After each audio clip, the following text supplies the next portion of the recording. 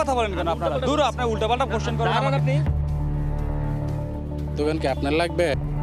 আরে ভাই আজকের মধ্যে এগুলো খালি করবি না, তো মানে আগুন ধরাই দিন। রাজধানী দিয়াবাড়িতে বিএনপির পরিচয়ে দখল বাণিজ্য, গাছ কেটে রাতারাতি দোকান তুলে কোটি কোটি টাকার চাঁদাবাজি। দল করে যারা সবাই আমাদের প্রয়োজন, ঠিক, কিন্তু দলের এক চুল পরিমাণ ক্ষতি হবে এরকম কাজ যারা করবে, জনগণের অকল্যাণ হবে এরকম কাজ কারা করবে, ব্যক্তিগতভাবে আপনি খোঁজ খবর নিয়ে দেখেন, তাকে আমি আর চিনি না, সে যাই হোক। স্বাগত স্টার নিউজ প্রাইমের সঙ্গে আছে আমি রঞ্জিত। দেখা দেখছিলেন স্টার নিউজ এক্সক্লুসিভ শিরোনাম। এবারে অন্যান্য শিরোনাম। 11টার সময় ডিজিএফআই এর আয়নাঘরে রাখা হয় তারেক রহমানকে। তথ্য প্রমাণ পেয়েছে প্রসিকিউশন।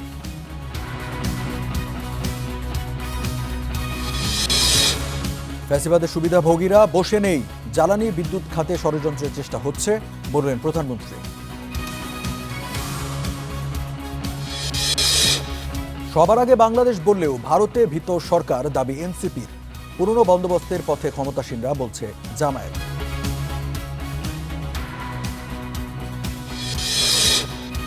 রাষ্ট্রপতি নির্বাচনে আগ্রহী নয় 11 দল। সংবিধান সংস্কার ছাড়া রাষ্ট্রপতি প্রধানমন্ত্রীর ক্ষমতার ভারসাম্য সম্ভব নয়। জুলাইয়ে 458 দুর্ঘটনায় ঝরেছে 416 প্রাণ। সড়কে ত্রুটি, বেপরোয়া চালক ও ফিটনেসবিহীন গাড়িকে দুষছেন বিশ্লেষকরা। রাজধানীর বিভিন্ন এলাকায় তীব্র গ্যাস সংকট, রান্নাঘরে জ্বলছে না চুলা। পুরোপুরি ভোগান্তি কাটেনি ফিলিং স্টেশনে।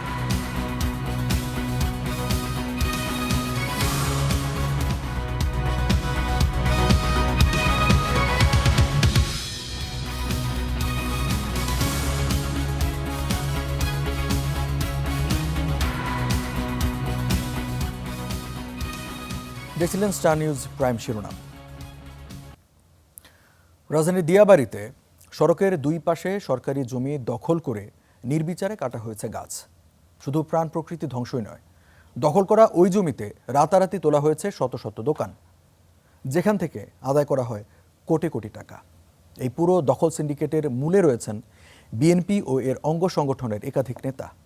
আলামিনের বিশেষ অনুসন্ধান। ক্যামেরায় ছিলেন নিয়াজ আজিজ ও সাবিত হাসান লিটন।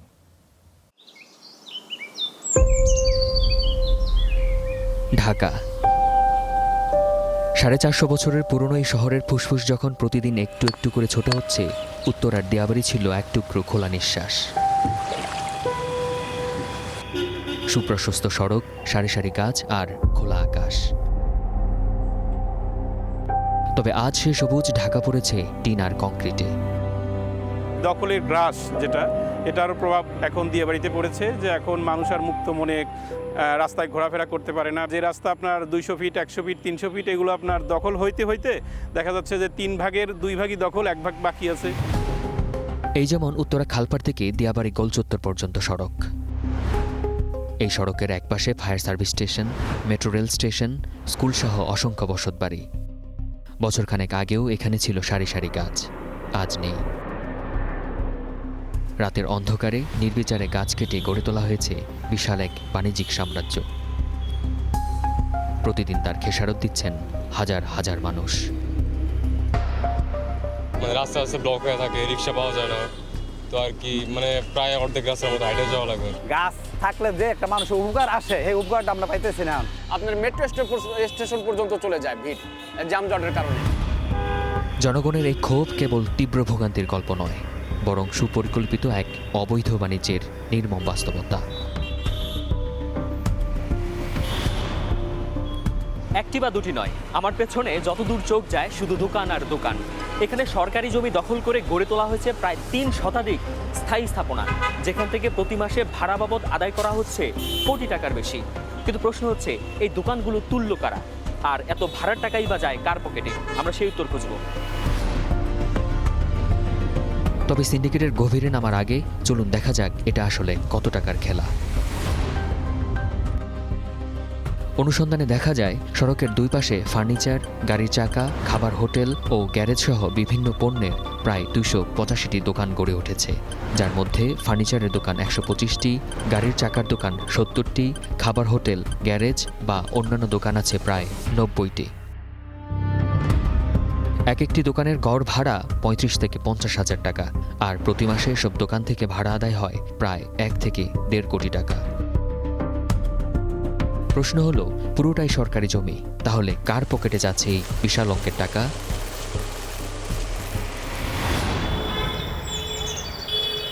উত্তর খুঁজতে আমরা মুখোমুখি হই দোকানিদের। দোকান তুললেন কেমন? এটা তো সরকারি। আমি নিজেও জানি না কেমনে তুলছে। আপনাদের বাকি তর্ক করে আমি কথাই কম না আপনার ভিডিও করেন না, পারমিশন নিয়ে ভিডিও করতে হয়। কারণ তাহলে আপনি ঠিক আছে, আপনি সাংবাদিক, জট করে আইসা ভিডিও করবেন। কিন্তু ক্যামেরা দেখেই মুখ লুকান অনেকে। আমি সাংবাদিক। আমরা ভাই একটু কথা বলি, তাহলে দাঁড়ান। ভাই খিদা লাগছে, খাইতে দাম ভাই। লুকোচুরির এই দৃশ্য আমাদের সন্দেহ আরও বাড়িয়ে দেয়, আর তাই আমরা খুঁজে বের করি এমন একজন ভুক্তভোগীকে যিনি পরিচয় গোপন রাখার শর্তে মুখ খুলতে রাজি হন। ওরা আইসা এখানে ভাঙচুর করছে, তল্লাশি চালাইছে। তারপরে মানে যদি বলছি যে না আমরা দোকান ছাড়বো না, এরকম কথাবার্তা বললে ওরা মানে মারতে আসতো, তারপরে ধাক্কা দিত।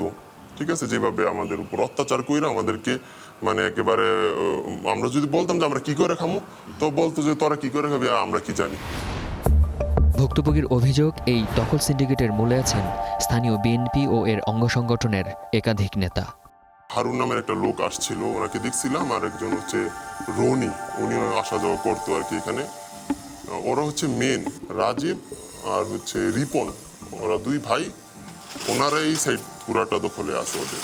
ওই পাশে আছে যেরকম মিন্নত আলী নামের একটা লোক। কিন্তু এই ভুক্তভোগীর কথাগুলো কতটা সত্য? সত্যতা যাচাই করতে আমরা ভাড়াটিয়ার ছদ্মবেশ ধারণ করি।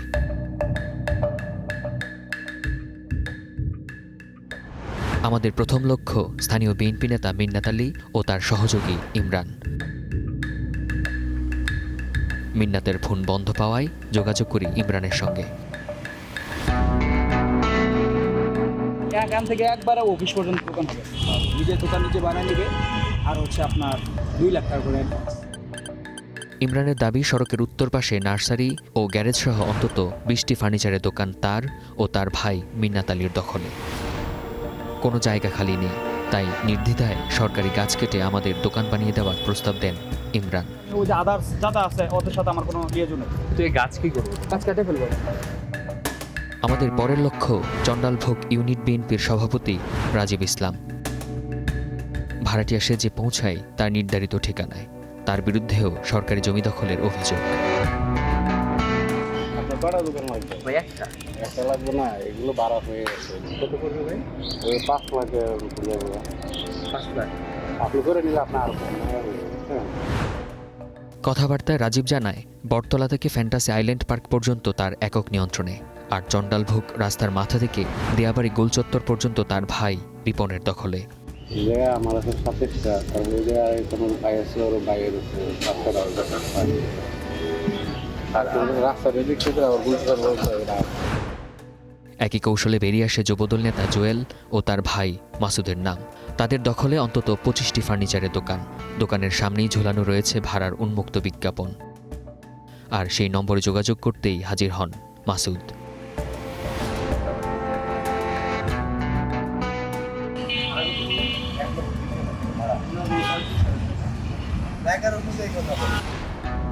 ইমরান, রাজীব, মাসুদ সহ সকল দোকানিদের ভাষ্যমতে এই পুরো দখল সাম্রাজ্যের মূল নিয়ন্ত্রণ তুরাগ থানা ছাত্রদলের সাবেক যুগ্ম সাধারণ সম্পাদক হারুন রহমানের হাতে। প্রতি মাসে দোকান ভাড়া ও অগ্রিম বাবদ আদায়কৃত টাকার বড় অংশ যায় তার পকেটে।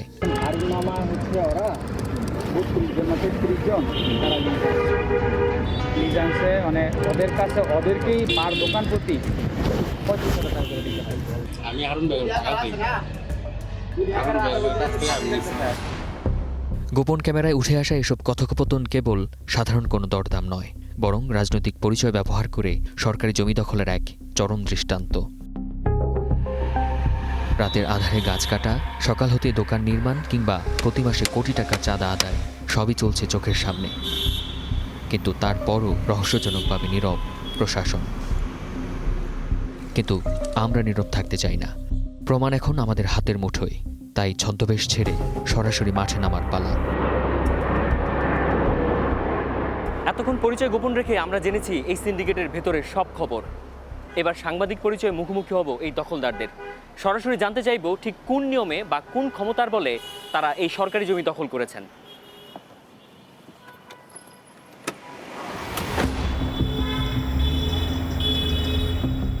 আবারও শুরুতে যেতে চাই মিন্নাত আলীর ভাই ইমরানের কাছে।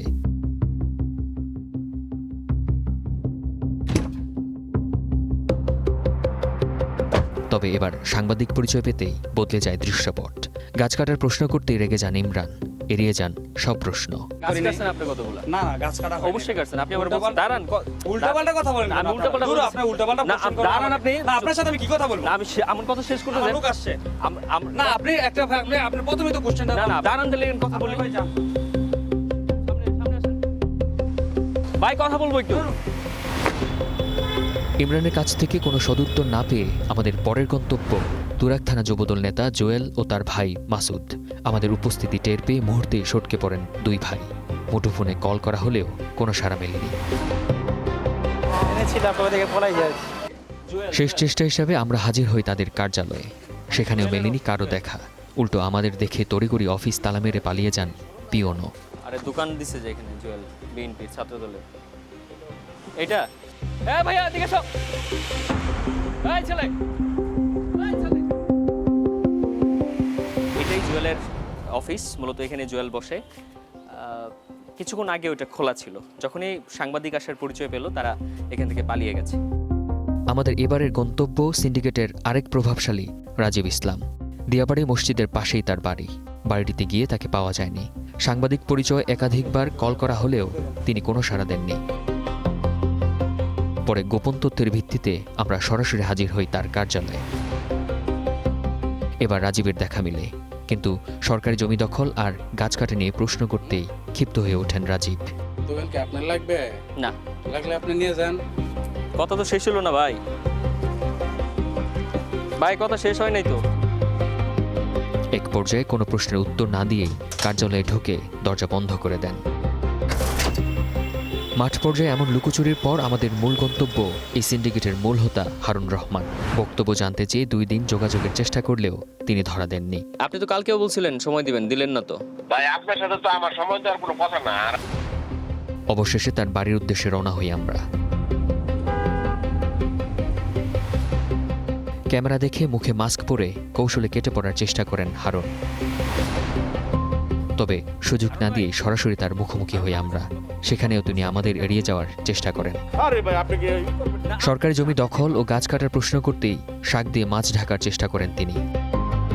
দাবি করেন দোকানগুলো বৈধ এবং সিটি কর্পোরেশন লিজ দিয়েছে। এটা 134 জনের লোকের নামে এটা লিজ দিয়ে ভাড়া নেওয়া, এটা 134 জন করছে, আমার কোনো দোকান নেই। হারুনের এই দাবি যদি সঠিক হয় তবে অনুসন্ধানের গল্প এখানেই শেষ। আমরা মেলাতে চাই হারুনের দেওয়া বক্তব্য।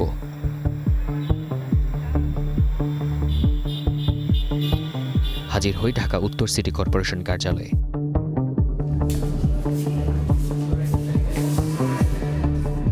সিটি কর্পোরেশন থেকে পাওয়া নথি বলছে উত্তরা 3য় পর্বের এই রাস্তাটি মূলত রাজুকের। এটির সৌন্দর্য বর্ধন ও রক্ষণাবেক্ষণের জন্য ঢাকা উত্তর সিটি কর্পোরেশনকে দেওয়া হয়েছিল। কিন্তু সিটি কর্পোরেশন সৌন্দর্য বর্ধনের বদলে গত 30 অক্টোবর 100 বর্গফুট আয়তনের 134টি অস্থায়ী ফুডকোর্টের অনুমোদন দেয়। তবে ফুডকোর্টের শর্ত ভেঙে রাতারাতি গাছ কেটে বানানো হয় ফার্নিচার মার্কেট। বিষয়টিকে অনিয়ম হিসেবে চিহ্নিত করে একই বছর সেই অনুমোদন বাতিল করে সিটি কর্পোরেশন। পরে দখল টিকিয়ে রাখতে উচ্চ আদালতে রিট করে ফুডকোর্ট বরাদ্দ পাওয়া ব্যক্তিদের একজন। সেই রিট আবেদনের প্রেক্ষিতে এবছর 12ই মার্চ 3 মাসের স্থগিতাদেশ বা স্টে অর্ডার দেন আদালত। সে মেয়াদ শেষ হয়েছে এরই মধ্যে, কিন্তু তারপরও টিকে আছে সব স্থাপনা। হারুনকে এসব বিষয়ে প্রশ্ন করলে এক পর্যায়ে ক্ষিপ্ত হয়ে যান তিনি। আপনাকে মারামারি করবেন? তা আপনি কি, আমি কি পাগল? আপনি এরকম করতেছেন কেন? আপনি তো আমার সাথে তা আপনি এরকম করতেছেন কেন? আপনি মিটিং করতেছেন কেন? আমি বলছি আপনি 2 মিনিট। কি সমস্যা আপনার? পরে কোনো প্রশ্নের উত্তর না দিয়েই তাড়াহুড়ো করে গাড়িতে উঠে চলে যান।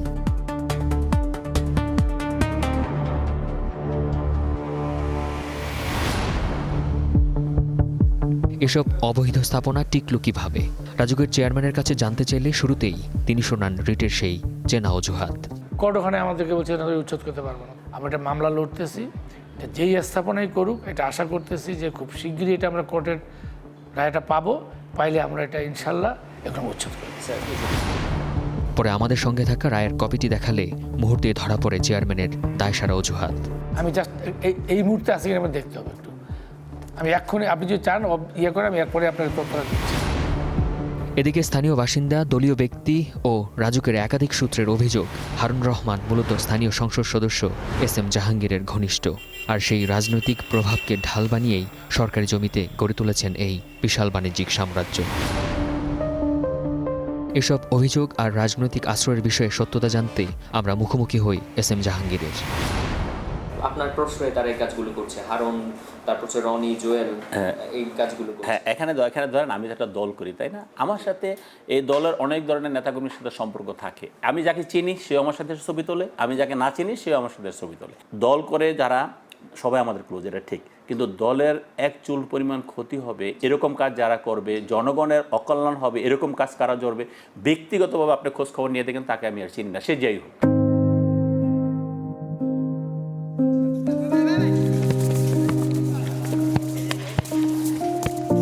দিয়াবাড়ির এই দখল সাম্রাজ্য নিছক কোনো ঘটনা নয়, বরং একটা শহর একটু একটু করে নিঃশেষ হয়ে যাওয়ার গল্প।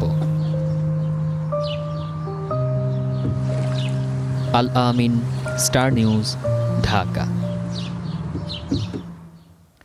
11টার সময় ডিজিএফআই এর গোপন বন্দিশালায় রাখা হয়েছিল বর্তমান প্রধানমন্ত্রী তারেক রহমানকেও। সে বিষয়ে পর্যাপ্ত তথ্য প্রমাণ পাওয়ার কথা জানিয়েছেন চিফ প্রসিকিউটর।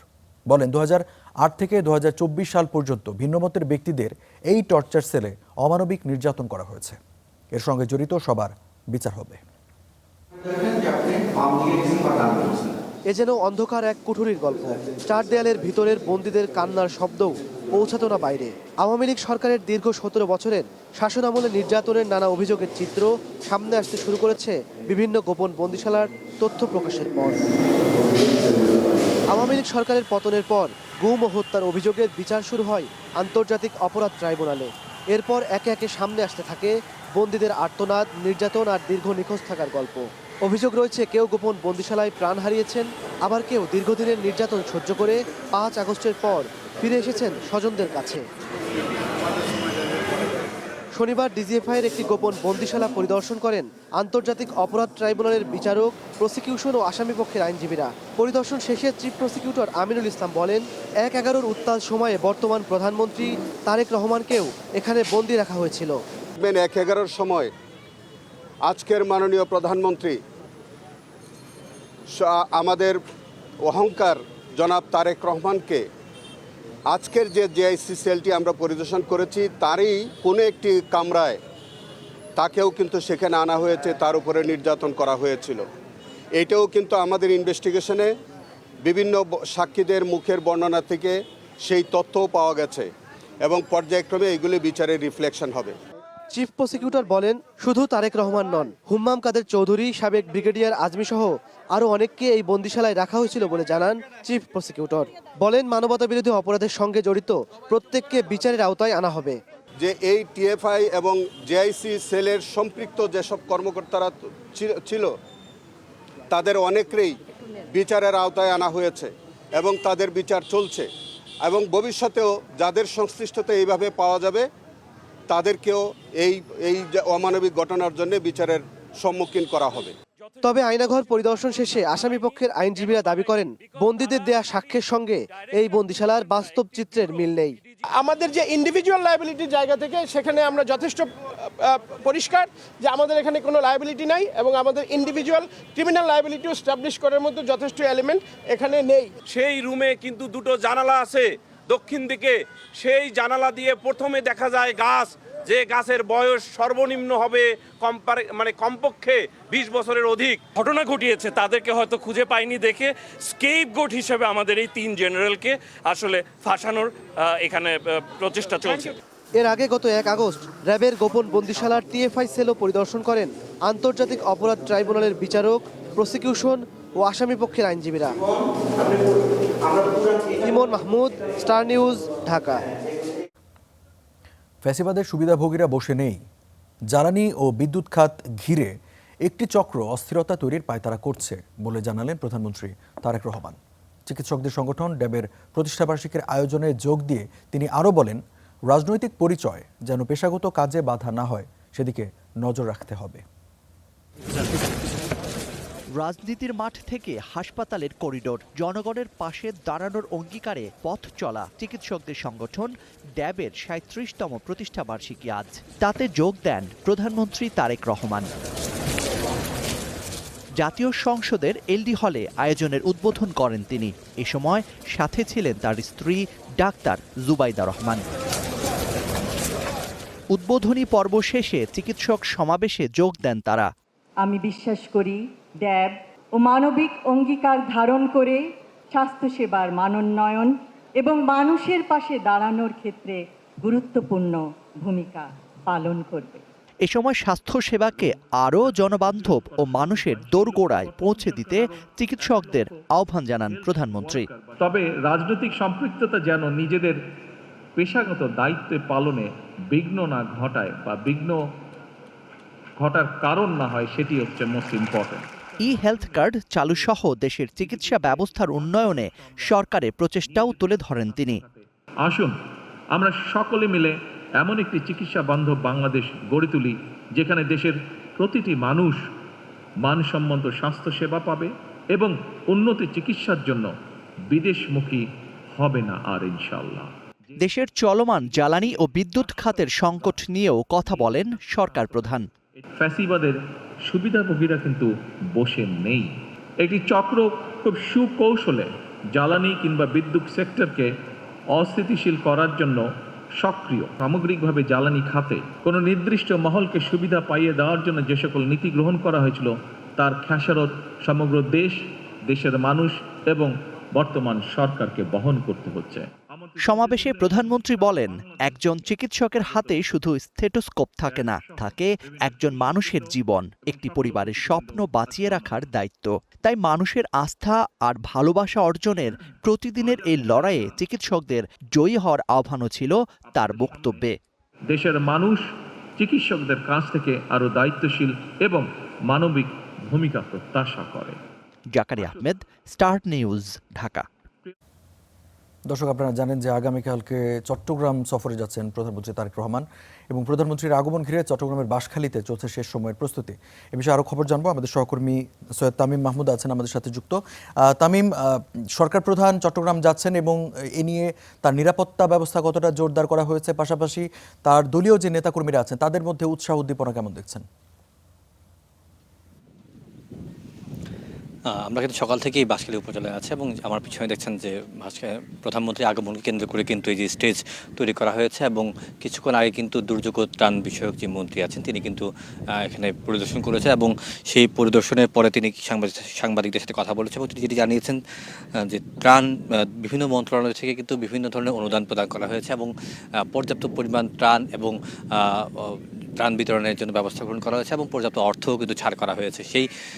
সেই প্রেক্ষিতেই তারা এই ধরনের যে চট্টগ্রামের বন্যা দুর্গত যে এলাকাগুলো আছে সেখানে তারা ত্রাণ বিতরণ করবে এবং প্রধানমন্ত্রী যেহেতু আসছেন সেই প্রধানমন্ত্রী আশাকে তারা ইতিবাচক হিসেবে দেখছেন যে তিনি যদি আসেন তখন নিজ চোখে যদি দেখেন সেখানে আরও অনেক সুবিধাও তারা এই বন্যা দুর্গত মানুষ তারা পাবেন বলে তারা আশা প্রকাশ করেছেন, মন্ত্রী আশা প্রকাশ করেছেন। এছাড়াও তার আগমন, প্রধানমন্ত্রী আগমনকে কেন্দ্র করে কিন্তু এখানে স্থানীয় যারা সাধারণ মানুষ আছে তাদের মধ্যে কিন্তু এক ধরনের উৎসাহ তৈরি হয়েছে এবং স্থানীয় নেতাকর্মী যারা আছে তাদের মধ্যে কিন্তু একটি উচ্ছ্বাস আমরা দেখতে পেয়েছি এবং তারা যেটা বলছেন যে অনেকদিন পরে চট্টগ্রাম মাটিতে পা রাখছে এবং সরকার গঠনের পরে বাঁশখালী মাটিতে পা রাখছেন প্রধানমন্ত্রী, সেই ক্ষেত্রে তাদের যে আনন্দ, বাদ ভাঙা আনন্দ সেটি যেমন আছে এবং তাদের যে চাওয়া পাওয়া আছে সেটিও তারা তাদের প্রধানমন্ত্রীর কাছে তুলে ধরবেন। এছাড়াও আমরা কথা বলেছি নিরাপত্তা ব্যবস্থা নিয়ে, যে চট্টগ্রামের এই বাঁশখালী সহ যে কয়টা স্পটে তিনি যাবেন সেখানে তার যে প্রধানমন্ত্রীর যে নিরাপত্তা সেই নিরাপত্তার জন্য পর্যাপ্ত নিরাপত্তা ব্যবস্থা গ্রহণ করা হয়েছে এবং এসএসএফ থেকে শুরু করে স্থানীয় পর্যায়ে পুলিশ, র্যাব প্রত্যেকেই কিন্তু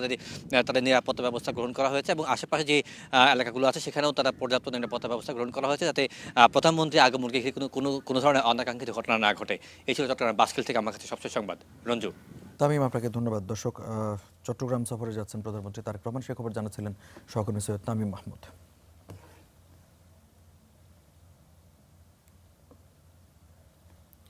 জুলাই জাদুঘরের স্মারক উপস্থাপন এবং ব্যবস্থাপনা নিয়ে প্রশ্ন তুললেন এনসিপি আহ্বায়ক নাহিদ ইসলাম। তার দাবি, নির্বাচনের পর মূল পরিকল্পনা থেকে সরে গেছে সরকার, রাখা হয়নি শহীদ আবু সাইদ সহ গুরুত্বপূর্ণ কিছু স্মারক। সকালে জাদুঘর পরিদর্শনের পর তার অভিযোগ, মুখে সবার আগে বাংলাদেশ বললেও ভারতকে ভয় পাচ্ছে সরকার। গণভবন দীর্ঘ সময় ধরে ছিল সর্বোচ্চ ক্ষমতার কেন্দ্র। স্বৈরশাসনের পতনের পর সেই ভবন রূপ নিয়েছে জুলাই অভ্যুত্থান স্মৃতি জাদুঘরে। শনিবার সকালে সে জাদুঘর পরিদর্শনে আসে এনসিপির প্রতিনিধি দল। পরে জাদুঘরের স্মারক উপস্থাপন ও ব্যবস্থাপনা নিয়ে প্রশ্ন তোলেন এনসিপি আহ্বায়ক নাহিদ ইসলাম। বলেন, নির্বাচনের পর মূল পরিকল্পনায় বদলে দেয়া হয়েছে, রাখা হয়নি আবু সাইদ সহ গুরুত্বপূর্ণ কিছু স্মারক। এখানে অনেক কিছুতে পরিবর্তন আনা হয়েছে। আমরা এই আবু সাইদের ছবির বিষয়টা আমরা তাদেরকে বলেছি আমাদের অবজারভেশনে, এটা এসেছে। তারা বলেছে আবু সাইদ নিয়ে এটা তাদের পরিকল্পনায় আছে। আবু সাইদ নিয়ে এখানে একটা ফিল্মও তারা তৈরি করছে, সেটাও তারা দেখাবে। সীমান্ত ও ফেলানি হত্যা ছাড়াও ভারত বিরোধী আন্দোলনের কিছু বিষয় সরিয়ে ফেলার অভিযোগও আনেন তিনি। আমাদের যেই সীমান্তে আমাদের যে সকল ভাই বোনেরা হত্যাকাণ্ডের শিকার হয়েছে বিএসএফ ভারতীয় বাহিনী দ্বারা, প্রায় তাদের একটা তালিকা ছিল, ফেলানির একটা ভাস্কর্য ছিল, সেই জিনিসগুলো সরিয়ে ফেলা হয়েছে। এদিকে শনিবারও পরিবার পরিজন নিয়ে জাদুঘরে আসেন স্বজনরা। বলছেন, জুলাইয়ের ঘটনা প্রবাহ ভবিষ্যৎ প্রজন্মের কাছে তুলে ধরার সুন্দর উদ্যোগ এটি। এই জাদুঘরটা আরো আগেই চালু হওয়া দরকার ছিল। যাই হোক, অনেক আপনার চড়াই উতরে শেষে এখন চালু হয়েছে। আমরা আসলে আপনি দেখতে পাচ্ছেন, আমি আমার মা ফ্যামিলি সবাইকে নিয়ে আসছি। আমাদের তো স্পেশাল চাইল্ড, তাদের জন্য আমাদের পৃথিবীটাই একটু কঠিন। আমরা যতটা পারি সহজ করে বোঝাবার জন্য জুলাই সম্পর্কে তাদেরও ধারণা রাখা উচিত। ক্ষমতার যে দেয়াল একসময় দেখেছে ফ্যাসিবাদী শাসন, সেই দেয়ালই এখন ধারণ করেছে গণ অভ্যুত্থানের স্মৃতি। শামীম বিশ্বাস, স্টার নিউজ, ঢাকা। দর্শক, আপনারা জানেন যে 5 আগস্ট জুলাই গণঅভ্যুত্থান স্মৃতি জাদুঘর উদ্বোধন করা হয়েছে এবং তারপর থেকে কিন্তু পরের দিন থেকে দর্শনার্থীদের জন্য সেটা খুলে দেওয়া হয়েছে। এই বিষয়ে আরও জানবো, আমাদের সহকর্মী সেখানে আছেন নাজমুল হাসান। নাজমুলের কাছ থেকে জানতে চাইবো, নাজমুল, প্রথম ধাপে মানে 2টা পর্যন্ত একটি স্লট বরাদ্দ ছিল, সেখানে দর্শনার্থী যারা ছিল তারা নিশ্চয়ই আগের স্লটের যারা বের হয়ে গেছেন, এখন যে স্লটে আছেন কতজন আছেন এবং তারা কোন কোন বিষয়ে দেখছেন, কি বলছেন, তারা কয়টা পর্যন্ত থাকতে পারবেন? রঞ্জু, আসলে প্রত্যেক স্লটে এখন পর্যন্ত নির্দেশনা অনুযায়ী 300 জন করে কিন্তু অনলাইন অফলাইনে যারাই টিকিট কিনছেন 300 জন মানুষ ভেতরে প্রবেশ করতে পারছেন। এবং যারাই প্রবেশ করছেন আসলে তারা সবাই যেহেতু পরিবার পরিজন নিয়ে আসছেন, আজকে ছুটির দিন, আমরা দেখতে পাচ্ছি অনেকে ছোট বাচ্চা নিয়ে আসছেন এবং তারা তাদেরকে আসলে যেহেতু একটি জুলাই অভ্যুত্থান স্মৃতি জাদুঘর, স্বাভাবিকভাবেই এখানে অনেক স্মৃতিকে তুলে ধরা হয়েছে, সেগুলো তারা তাদের পরিবারের স্বজনদের মাঝে, অর্থাৎ ছোট ছোট বাচ্চা যারা আছেন তাদের মাঝে তুলে ধরার চেষ্টা করছে। অনেকে ফটো সেশন করছেন, ভেতরেও যাচ্ছেন, বিভিন্ন জিনিস আসলে তুলে ধরা হয়েছে। যেহেতু আসলে একটি বড় গণ অভ্যুত্থান, যেহেতু একটি সরকারের পতন হয়েছে, সরকারের পতনের পর তৎকালীন যে সরকার তারা দেশ থেকে বাধ্য হয়েছেন এবং এটা একটি ছাত্র জনতার যেহেতু অভ্যুত্থান ছিল, সেই অভ্যুত্থান আসলে ইতিহাসে জায়গা করে নিয়েছে। সেই ইতিহাসের অংশ হিসেবেই কিন্তু যে গণভবন ছিল রাষ্ট্রীয় ক্ষমতার যে কেন্দ্রবিন্দু, যেখান থেকে রাষ্ট্র পরিচালনা করতেন তৎকালীন সরকার প্রধান থাকতেন, তিনি আসলে এখান থেকে যে ফ্যাসিজমটা কায়েম করেছিলেন, সেই ফ্যাসিজমের পতন হয়েছে। তারই পরিপ্রেক্ষিতে 2024 সালের যে গণঅভ্যুত্থান হয়েছিল, তার পরবর্তীতে অন্তর্বর্তীকালীন সরকার আসার পর যে গুরু দায়িত্বটা নিয়েছিলেন, যারা সমন্বয়কের ভূমিকা পালন করেছিলেন অথবা সম্মুখ সারিতে যারা আন্দোলনের নেতৃত্ব দিয়েছিলেন, তারাই প্রস্তাবনাটা দিয়েছিলেন। পরবর্তীতে অন্তর্বর্তীকালীন সরকার এই প্রস্তাবনাটা আমলে নিয়ে কিন্তু তখনই কাজ শুরু করেছিলেন তারা এই জুলাই স্মৃতি গণঅভ্যুত্থান জাদুঘর করার জন্য। এবং বর্তমান সরকার নির্বাচিত হয়ে আসার পর 5 মাসের মাথায় গত 5ই আগস্ট কিন্তু এই জাদুঘরটি উদ্বোধন করা হয়েছে। এবং তারপর থেকে এরপর দিন থেকে মূলত হচ্ছে জনসাধারণ প্রবেশ করছেন, তারা এসে জুলাই স্মৃতি জাদুঘরের বিভিন্ন যে স্মৃতিগুলো আছেন সেগুলো তুলে ধরছেন। এবং তারই অংশ হিসেবে যদি বলতে চাই, আজকে জাতীয় নাগরিক পার্টি তারাও সকালে এসেছিলেন এবং বিভিন্ন বিষয় তারা তুলে ধরেছেন, বিভিন্ন অসঙ্গতিও তারা তুলে ধরেছেন, যা নিয়ে তারা সরকারের কাছে একটা বার্তা দিয়েছেন এবং যারা এখানে আনুষঙ্গিক আছেন, কর্মকর্তা আছেন, তাদের সাথেও তারা কথা বলবেন বলে জানিয়েছেন। এখন পর্যন্ত এই ছিল সবশেষ তথ্য জুলাই জাদুঘর থেকে। রঞ্জু। নাজমুল, আপনাকে ধন্যবাদ। দর্শক, জুলাই স্মৃতি জাদুঘর থেকে জানাচ্ছিলেন সহকর্মী নাজমুল হাসান। দলীয় লোকদের কিছু কার্ড দেয়া ছাড়া পুরনো বন্দোবস্তের বাইরে কিছুই করতে পারছে না সরকার, এমন অভিযোগ করেছেন বিরোধী দলীয় নেতা ও জামায়াত আমির শফিকুর রহমান। বলেন, জনগণকে কথা দিয়ে ক্ষমতায় এসে সংস্কারের ওয়াদা ভুলে গেছে বিএনপি। রাজধানীর ডিপ্লোমা ইঞ্জিনিয়ার্সে আলেমদের নিয়ে সম্মেলনের আয়োজন করে জামাত ইসলামী। এতে বক্তারা বলেন, ইসলামী শিক্ষাকে রাষ্ট্রীয়ভাবে প্রতিষ্ঠা করতে হবে। আলিয়া কমিদ বিভেদ ভুলে ঐক্যবদ্ধ হওয়ার আহ্বানও জানান তারা। আনা রাব্বুকুম ফাত্তাকুন, আমাকে ভয় করো। একটা উম্মত, আমরা একটা উম্মত হয়ে থাকতে চাই, কিন্তু উলামা উম্মতি উমানা উম্মতি, আলেমরা হলো জাতির হেফাজতগার। বিতর্কিত কোনো বক্তব্যে আমরা যাব না কোনো সময়। এটা যাওয়ার মধ্যে কোনো ফায়দা নাই, কল্যাণ নাই। জামাত আমির বলেন, কারো সাথে যুদ্ধ নয়, তবে কেউ ঘাড়ের উপর এসে আক্রমণ করলে তাকে ছেড়ে দেওয়া হবে না। সামাজিক যোগাযোগ মাধ্যমের এই জামানায় মাঝে মাঝে কিছু ক্ষেপণাস্ত্র চলে, এটা হওয়া উচিত নয়। আমরা এই ধরনের সকল ক্ষেপণাস্ত্রের আঘাত অ্যাবজর্ব করে নেব, কিন্তু পাল্টা ক্ষেপণাস্ত্র কারোর উপর চালাবো না। এর আগে কূটনীতিকদের সঙ্গে নিয়ে রাজধানীর মিন্টো রোডে বিরোধী দলের নেতারা সরকারি বাসভবনে যান জামাত আমির, করেন জুলাইয়ের স্থিরচিত্র প্রদর্শনী। জামাত আমিরের অভিযোগ, দলীয় লোকদের কিছু কার্ড দেওয়া ছাড়া পুরনো বন্দোবস্তের বাইরে কিছুই করতে পারছে না সরকার। আমরা পুরানা বন্দোবস্তের বাইরে সরকারের কোনো কিছুই দেখতে পাচ্ছি না। কি দেখছি, কয়েকটা কার্ড বিতরণ দেখেছি, তাও নিজস্ব লোকদের মধ্যেই ম্যাক্সিমাম। এ নিয়েও আবার বিভিন্ন ধরনের কথা আছে, কিন্তু সেই চাঁদাবাজি আগের চাইতে বেশি, সেই দুর্নীতি আগের চাইতে বেশি, সেই দলীয়করণ আগের চেয়ে বেশি। জনগণের অধিকার ফিরে পাওয়ার মধ্য দিয়ে জুলাইয়ের সুন্দর সমাপ্তি হবে বলেও মন্তব্য করেন বিরোধী দলীয় নেতা। হিসাবেই বিবেচিত হয়। HM Imran, star news, Dhaka. বিদ্যমান বাস্তবতায় রাষ্ট্রপতির নির্বাচন ইস্যুতে আগ্রহ নেই বিরোধী দলের।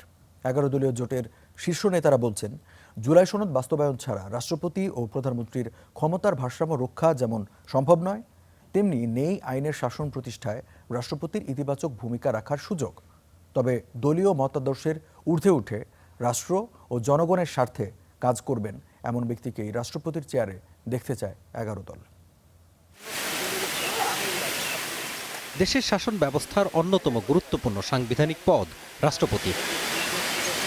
তবে বিদ্যমান সংবিধান অনুসারে প্রধান বিচারপতি এবং প্রধান নির্বাচন কমিশনার নিয়োগ ছাড়া খুব একটা ক্ষমতা চর্চার সুযোগ নেই রাষ্ট্রপতির। তবে সেক্ষেত্রেও প্রধানমন্ত্রীর পরামর্শের বাইরে গিয়ে একক কোনো সিদ্ধান্ত গ্রহণের নজির নেই মহামান্যের। সেই ধারাবাহিকতায় জুলাই গণঅভ্যুত্থানের পর নতুন বাংলাদেশ বিনির্মাণে রাষ্ট্রপতি এবং প্রধানমন্ত্রীর ক্ষমতার ভারসাম্য প্রতিষ্ঠায় অন্তর্বর্তী সরকার গঠিত ঐকমত্য কমিশনেও একমত হয় রাজনৈতিক দলগুলো। আমি আইন অনুযায়ী বিরোধীদের অভিযোগ, 12 ফেব্রুয়ারির 2/3 আসন থেকে বিজয়ী হয়ে সরকার গঠনের পর থেকেই উল্টো পথে হাঁটতে শুরু করে বিএনপি, সরে যায় জুলাই সনদ বাস্তবায়নের ঘোষণা থেকেও। এমন বাস্তবতায় আগামী 20 আগস্ট দেশের 23তম রাষ্ট্রপতি নির্বাচন নিয়ে কি ভাবছে বিরোধী দল, এমন প্রশ্নের জবাব দেন এনসিপির মুখপাত্র। হবে কি এটা আমরা জানি, আসলে বিএনপি থেকে যাকে নির্বাচিত করা হবে সেই হবে, যাকে মনোনীত করা হবে। নির্বাচনটা এখানে জাস্ট একটা ফর্মালিটি, কারণ দলের বাইরে ভোট দেওয়ার সুযোগ নেই। নির্বাচন ঘিরে এখন সবচেয়ে বড় প্রশ্ন, কে হচ্ছেন বাংলাদেশের পরবর্তী রাষ্ট্রপতি। জুলাই পরবর্তী নতুন রাজনৈতিক বাস্তবতায় রাষ্ট্রপতি পদে কেমন ব্যক্তিকে মনোনয়ন দেওয়া উচিত তা নিয়েও চলছে নানা আলোচনা। বিরোধী দলের মতে রাষ্ট্রপতি কোনো দলের নন, তিনি পুরো রাষ্ট্রের। তাই দলীয় আনুগত্য কাতর এমন কোনো ব্যক্তিকে এই পদে দেখতে চায় না দেশবাসী, যিনি অনেস্টলি, সিনসিয়ারলি, নিরপেক্ষভাবে রাষ্ট্রের অভিভাবকদের দায়িত্ব পালন করতে পারবেন, রাষ্ট্রের মর্যাদা ভাবমূর্তি জাতির সামনে বিশ্বের কাছে তুলে ধরতে পারবেন এবং তিনি দেশের উন্নতি অগ্রগতিতেও ভূমিকা রাখতে পারেন, সেই জন্য রাষ্ট্রপতি আমরা চাই। বিরোধী নেতাদের মতে জুলাই সনদের আলোকে নির্বাচন হলে সত্যিকার অর্থেই দেশের প্রকৃত অভিভাবক হয়ে উঠতে পারতেন রাষ্ট্রপতি। ভালো হতো যদি এই সংস্কারটা বাস্তবায়ন করে রাষ্ট্রপতিটা নির্বাচন করা যেত। যদি এখন যিনি ভারপ্রাপ্ত রাষ্ট্রপতি আছেন তাকে কিছুদিন রেখে এই সংস্কারটা এনে, এই সংশোধনীটা এনে যদি নির্বাচনটা করা যেত, তাহলে 300 জন সংসদ সদস্য, সেখানেও সংখ্যাগরিষ্ঠতা বিএনপির, তারপরেও পলিসিগতভাবে আমরা একটা ডেভেলপমেন্ট করতে পারতাম। সরকারি দলের মর্জির উপরে নির্ভর করে, সংসদের সদস্যরাই রাষ্ট্রপতি নির্বাচন করেন। এটা হলো আমাদের পদ্ধতি নির্বাচনের, ভোটার হলো সংসদ সদস্য। এখন বিএনপি মহাসচিব বলেন যে আমার নির্বাহী পরিষদে কি বলে এটা স্থায়ী কমিটিতেই প্রেসিডেন্ট নির্বাচন করা হবে। আর তাই রাষ্ট্রপতি নির্বাচনকে শুধু একটি সাংবিধানিক আনুষ্ঠানিকতা ছাড়া আর কিছু ভাবতে চাইছেন না বিরোধী দলের নেতারা। Mazharul Islam, star news, Dhaka. তিস্তা ও মিয়ানমার করিডোর আলোচনায় আসতেই ভারত শেখ হাসিনা কার্ড খেলছে কিনা প্রশ্ন তুলেছে সরকার। স্বরাষ্ট্রমন্ত্রী বলছেন, হাসিনা কার্ড খেলে ঢাকার সঙ্গে বন্ধুত্বের সম্পর্ক সম্ভব না। দুপুরে ঢাকা বিশ্ববিদ্যালয়ে এক আলোচনা সভায় স্বরাষ্ট্রমন্ত্রী আরও বলেন, যারা জুলাইয়ের চেতনা বিক্রি করে রাজনীতি শুরু করছে তাদের মধ্যে ফ্যাসিবাদ ফিরিয়ে আনার লক্ষণ দেখা যাচ্ছে। অন্যদিকে প্রধানমন্ত্রীর রাজনৈতিক উপদেষ্টা রুহুল কবির রিজভী বলেন, সরকার প্রধান তিস্তা মহাপরিকল্পনা ও চীন মিয়ানমার করিডোর নিয়ে মুখ খুলেছেন বলেই হাসিনা প্রসঙ্গ সামনে আনছে প্রতিবেশী দেশ।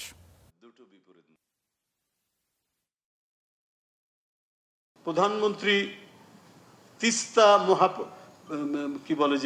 তিস্তা ব্যারেজের যে মহাপরিকল্পনার কথা তিনি বলছেন, চায়না সফর করেছেন এবং চীন মায়ানমার বাংলাদেশ করিডোরের কথা বলছেন, সেই কারণেই কি হাসিনা কার্ড খেলা হচ্ছে? এটা আজকে মানুষের কাছে সবথেকে বড় প্রশ্ন। আমরা আপনাদের সাথে সম্পর্ক রাখব, তার মানে এই না আপনারা হাসিনা কার্ড খেলবেন আর বাংলাদেশের সাথে বন্ধুত্বপূর্ণ সম্পর্ক চাইবেন।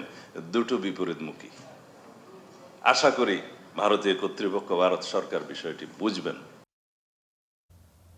আজও 3 জেলায় সড়কে ঝরল 7 প্রাণ। এর মধ্যে নাটোরে মারা গেছে 3 গরু ব্যবসায়ী, আর সিরাজগঞ্জ কিশোরগঞ্জে নিহত হয়েছে 4 জন। এদিকে সিলেট ও বগুড়ায় গতকাল সড়ক দুর্ঘটনায় নিহত 19 জনের বাড়িতে চলছে শোকের মাতম। আহতদের অনেকেই এখনও হাসপাতালে চিকিৎসাধীন। নিষেধাজ্ঞা অমান্য করে মহাসড়কে চলছিল গরুবাহী নসিমন। পথে নাটোরের গুরুদাসপুরে বাসের সাথে হয়েছে সংঘর্ষ, প্রাণ গেছে 3 গরু ব্যবসায়ীর। বাস চাপায় অটোরিকশার 2 যাত্রী মারা গেছে কিশোরগঞ্জের পাকুন্দিয়ায়। সিরাজগঞ্জেও সড়কে ঝরেছে 2 প্রাণ। সড়ক মহাসড়কে কিছুতেই থামছে না মৃত্যুর মিছিল। নিহতদের একজন ব্রাহ্মণবাড়িয়া সদরের শেরপুর গ্রামের সাইফুল ইসলাম ইমন। সিলেটে গতকাল ভয়াবহ সড়ক দুর্ঘটনায় মারা যান তিনি। একই দুর্ঘটনায় নিহত বাকিদের পরিবারে চলছে শোকের মাতম। আঙ্কেল বাস কাউন্টারে গেছে, যাই বলতেছে যে আমাদের বাসে টিকিটটা দিয়ে দেখাইছে, বলতে আমাদের বাসে পাঠাচ্ছে, বাসটা কি হবে? এই বাসটা তো অ্যাক্সিডেন্ট করছে। এভাবে যে আমাদের ছেড়ে চলে যাবে তা মেনে নেওয়াটা কোনোভাবে সম্ভব না। সিলেটে দুর্ঘটনায় আহতরা এখনও হাসপাতালে ভর্তি। একই দিনে বগুড়াতেও সড়ক দুর্ঘটনায় প্রাণ যায় 7 জনের। এ দুর্ঘটনায় আহতরা ভর্তি আছেন হাসপাতালে। আহতদের মধ্যে কয়েকজনের অবস্থা গুরুতর বলে জানিয়েছেন চিকিৎসকরা। শোভন মাহমুদ খান, স্টার নিউজ। বরণ ফাঁদে পরিণত হয়েছে দেশের সড়ক মহাসড়ক।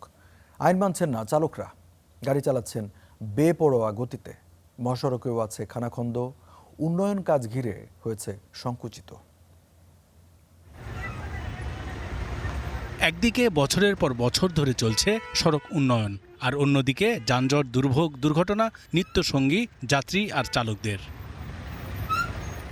ঢাকা সিলেট মহাসড়কের ব্রাহ্মণবাড়িয়া অংশ এখন দুর্ভোগের আরেক নাম। সংকীর্ণ রাস্তা, ছোট বড় খানাখন্দ আর সড়কে বিশৃঙ্খলা নিত্যদিনের চিত্র।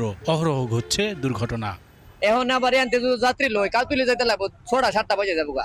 গাড়ি ভাড়া দেবো কেমনে? বাড়ি তো টাকা নেবো কেমনে? যে দাম লাগে দেয় 3-4 ঘন্টা ভাই, মানে খুবই কষ্টের বিষয় ভাই। সকাল থেকে সন্ধ্যা পর্যন্ত প্রত্যেকটা দিন জ্যাম লেগে থাকে ভাই। 3 ঘন্টায় গেছি, 3 ঘন্টা আটটা গেছি, গাড়ি লেগে যাইতে পারিনি, আটটা গেছি। এই চিত্র কুমিল্লায় ঢাকা চট্টগ্রাম মহাসড়কের। 105 কিলোমিটার জুড়ে খানাখন্দে ভরা, পরিণত হয়েছে মরণ ফাঁদে। বেশি বেহাল কুমিল্লা ক্যান্টনমেন্ট থেকে আমতলী পর্যন্ত প্রায় 2 কিলোমিটার এলাকায়। আজকে প্রায় 1 সপ্তাহ 10 দিন ধরে এভাবে যানজট চলতেছে।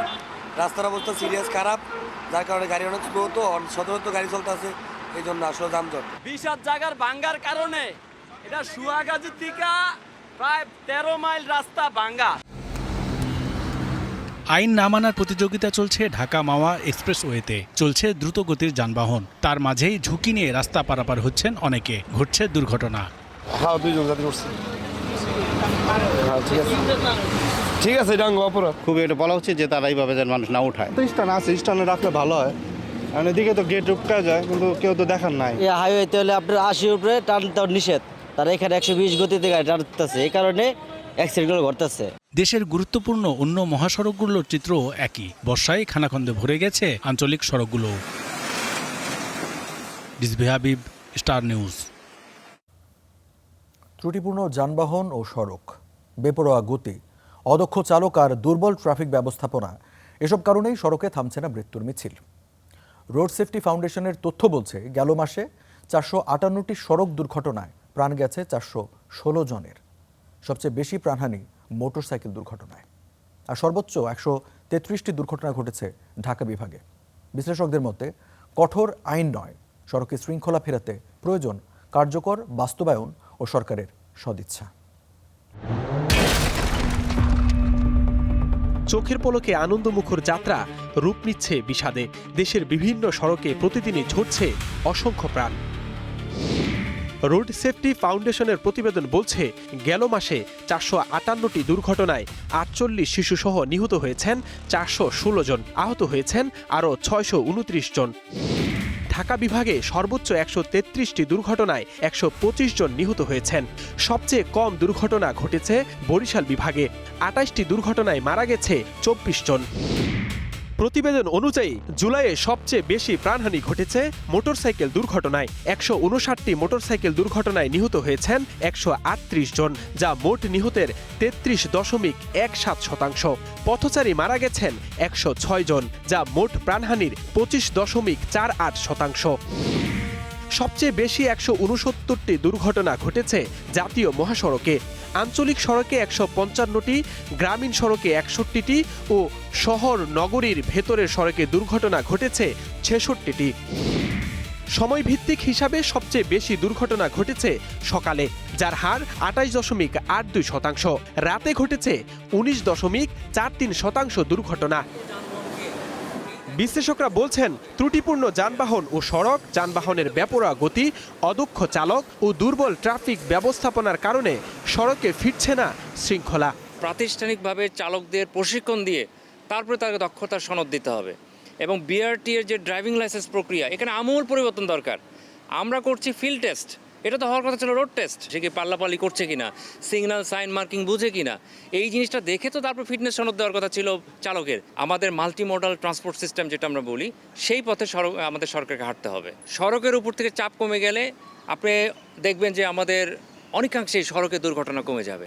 দুর্ঘটনা প্রতিরোধে জাতীয় সড়ক নিরাপত্তা কাউন্সিল পুনর্গঠন, বিআরটিএ, বিআরটিসি ও ডিটিসি এর কাঠামোগত সংস্কার সহ বেশ কিছু পরামর্শ দিয়েছেন বিশ্লেষকরা। আপনার লাইসেন্সিং প্রক্রিয়াটা কিন্তু আমাদের এখন স্ট্যান্ডার্ড না, এবং থার্ড হচ্ছে যে মালিক আসলে একজন চালককে গাড়িটা দিচ্ছে, সে কিন্তু আসলে তার যথাযথ লাইসেন্সিংটা চেক করে, লাইসেন্স আছে কিনা সেটা চেক করে দিচ্ছে না। তবে যতই নীতিমালা ও কঠোর আইন করা হোক, সড়কে শৃঙ্খলা ফেরাতে সরকারের সদিচ্ছা প্রয়োজন বলেও মনে করেন এই বিশ্লেষকরা। Zisan Ahmed, star news, Dhaka. আবাসিকে এখনও স্বাভাবিক হয়নি গ্যাস সরবরাহ। মাস শেষে নিয়মিত বিল পরিশোধ করলেও গ্যাসের দেখা নেই মাসের পর মাস। রাজধানী মিরপুর, মোহাম্মদপুর ও পল্লবীর মতো ঘনবসতিপূর্ণ এলাকায় গত 6 মাসে অনেক বাসাবাড়ির চুলা জ্বলেনি 1 ঘন্টার জন্য। বাধ্য হয়ে সিলিন্ডার গ্যাস কিংবা ইলেকট্রনিক চুলায় রান্না করছে নগরবাসী। এতে বেড়েছে সংসারের দৈনন্দিন খরচ। ঘড়ির কাঁটায় তখন দুপুর 12টা, কিন্তু রান্নাঘরের চুলা এখনো ঠান্ডা। রাজধানীর মিরপুর, মোহাম্মদপুর ও পল্লবী এলাকায় প্রায় প্রতিটি বাসার চিত্র যেন একই। গ্যাসের লাইনের পাইপ আছে, মাস শেষে দেয়া হচ্ছে নিয়মিত বিলও, কিন্তু চুলায় নেই 1 ফোঁটা গ্যাস। বারবার চেষ্টা করেও মিলছে না কাঙ্ক্ষিত শিখা। ক্ষোভ আর হতাশায় দিন কাটছে বাসিন্দাদের। 2 মাসে বৃষ্টির পর থেকে তো একবারে গ্যাস নেই। খরচ তো এখন তো 2 গুণ 3 গুণ হয়ে গেছে আমাদের আয়ের চেয়ে। এই যে এইভাবে টুকটাক করে চলি, এই যে রাইস কুকার দিয়ে এভাবে কোনো কিনে কাটে খাই। গ্যাস নেই, একেবারেই আসে না। সো আমি সিলিন্ডারও ব্যবহার করতে পারি না, কারণ আমার বাচ্চা ছোট, সিকিউরিটির একটা ব্যাপার থাকে। এই কারণে সিলিন্ডার ব্যবহার করি না, আমাকে ইন্ডাকশন চুলা ব্যবহার করতে হয়।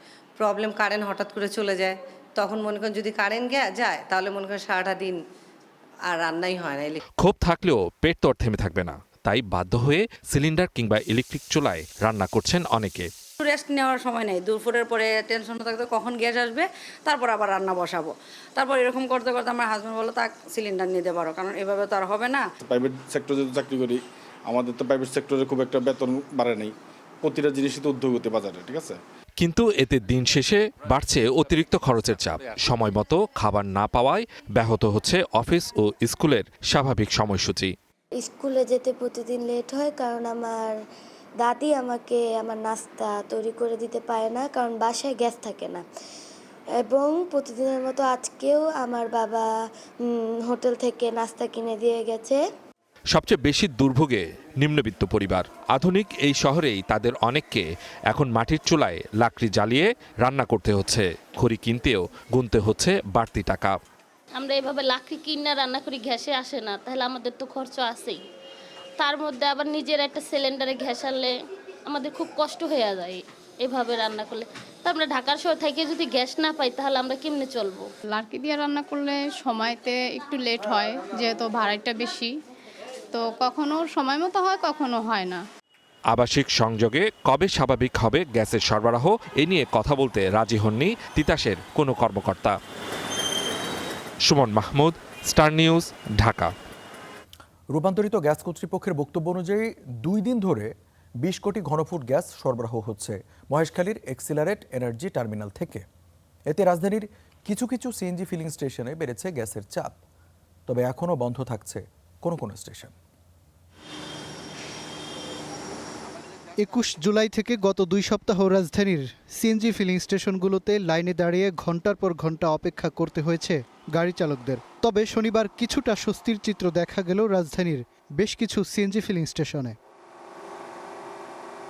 গাড়ির চালকরা বলছেন, লম্বা সিরিয়াল না থাকলেও চাহিদা অনুযায়ী গ্যাস এখনও পাচ্ছেন না তারা। হ্যাঁ, দীর্ঘ জাম ছিল, কিন্তু এখন ওই জামটা নাই, কিন্তু প্রেশার কম। আজকে তো সিরিয়াল দেখতে নাই বললেই চলে, মোটামুটি স্বাভাবিক। 150 প্রেশারে আমরা ওভারটা ওইরকম চালাইতে পারি না, 2-3টা টিপ মারলেই গ্যাস শেষ হয়ে যায়। আবার লাইনে তো দেয়, অনেক পাম্পে বেশি লাইন, অনেক পাম্পে কিছু কিছু লাইন আছে, কিন্তু যেগুলো লাইন কম ওগুলো আমাদের গ্যাস নাই। আজকে তো শনিবার, এমনি তো অফিস বন্ধ না, গাড়ির চাপ। এখন রবি সোমবার হইলে বোঝা যাবে যে আসলে গ্যাসের সংকটটা কমছে নাকি। এদিকে গত 2 সপ্তাহের তুলনায় গ্যাসের চাপ কিছুটা বেড়েছে ফিলিং স্টেশনে, তবে এখনও কিছু স্টেশন বন্ধ রাখতে হচ্ছে।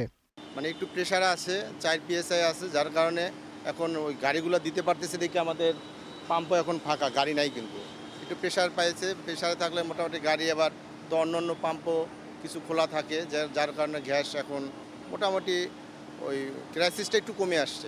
মানে আগে স্বাভাবিক ছিল 180 বা 190-200 হলে এটা স্বাভাবিক, মানে এটা বেশি হয়। আর এখন আছে মনে করেন যে 160-150 এরকম। রূপান্তরিত প্রাকৃতিক গ্যাস কোম্পানি লিমিটেড কর্তৃপক্ষের বক্তব্য অনুযায়ী বৃহস্পতিবার মধ্যরাত থেকে মহেশখালীর ভাসমান টার্মিনালের 1 ইউনিট মেরামত শেষে 25 কোটি ঘনফুট গ্যাস সরবরাহ শুরু হয়েছে জাতীয় গ্রিডে। মাজহার মাহবুব, স্টার নিউজ, ঢাকা। এবার আন্তর্জাতিক প্রসঙ্গ।